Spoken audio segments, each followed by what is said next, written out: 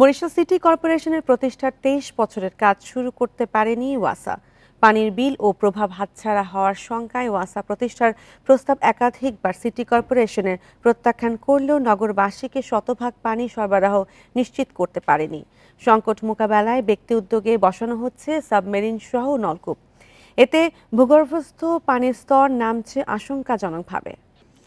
আর এ নিয়ে আরো জানাতে বরিশাল থেকে যুক্ত হচ্ছেন সহকর্মী আলামিন।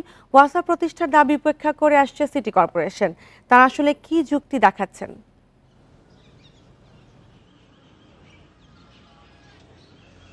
আসলে যুক্তির বিষয়টি এখন যারা দায়িত্বে রয়েছেন তারা কিন্তু আসলে বলছেন যে ওয়াসা প্রতিষ্ঠার জন্য তারা স্থানীয় সরকার মন্ত্রণালয়কে কিন্তু জানিয়েছেন এবং এই বিষয়টি নিয়ে তারা একটি উদ্যোগের কথা জানাচ্ছেন। তবে এর আগে বরিশাল সিটি কর্পোরেশনে যারা দায়িত্বে নিয়োজিত ছিল তারা কিন্তু আসলে এই বিষয়টি নিয়ে কোনো পদক্ষেপ নেননি এবং যতবারই এর প্রস্তাবনা এসেছে ততবারই কিন্তু ফিরিয়ে দেওয়া হয়েছে। এখন বর্তমানে বরিশাল সিটি কর্পোরেশনে 30টি ওয়ার্ড রয়েছে, অর্থাৎ বর্ধিত এলাকাও রয়েছে বেশ কয়েকটি।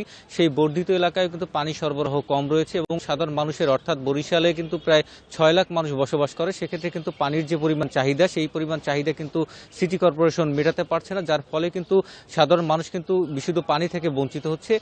দীর্ঘদিন ধরে কিন্তু মানুষ এই ওয়াসা প্রতিষ্ঠার জন্য কিন্তু বলে আসছেন এবং এটি কিন্তু বারবার প্রস্তাবনাও এসেছে, কিন্তু সেই হিসেবে কিন্তু কোনো পদক্ষেপ কিন্তু কেউ গ্রহণ করেনি। এবং যেটি বলা হচ্ছে যে আসলে পানির স্তর নিচে নেমে যাচ্ছে, মানুষ কিন্তু সাবমার্সিবল বসিয়ে কিন্তু পানি উত্তোলন করছে, প্রায় 30 থেকে 40 ফুট কিন্তু মাটির নিচে পানি এখন পাওয়া যাচ্ছে না। সেক্ষেত্রে কিন্তু আসলে মানুষ বারবারই এই দাবি জানিয়েছে এবং বরিশালের যে সচেতন মহল যারা রয়েছে তারা কিন্তু বলছেন যে আসলে সিটি কর্পোরেশন পানির যে বিল নিচ্ছে, অর্থাৎ প্রতি বছর কিন্তু 10 কোটি টাকার মতো এই পানির বিল উত্তোলন করা হচ্ছে, তবে মানুষ কিন্তু সেই বিশুদ্ধ যে পানি সেই পানি কিন্তু পাচ্ছে না।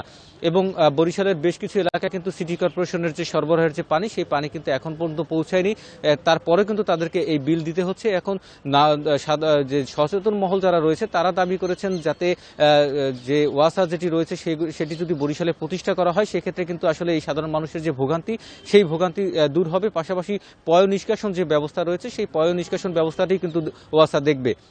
তবে সিটি কর্পোরেশনের পক্ষ থেকে যারা এখন বর্তমানে দায়িত্ব পালন করছে তারা আমাদেরকে জানিয়েছে যে বিষয়টি নিয়ে তারা কথা বলছেন এবং যাতে এই বিষয়টি সমাধান করা হয় সেই বিষয়টি কিন্তু তারা ইতিমধ্যেই কথা বলেছেন এবং এই বিষয়টি একটি উদ্যোগও নেওয়া হচ্ছে।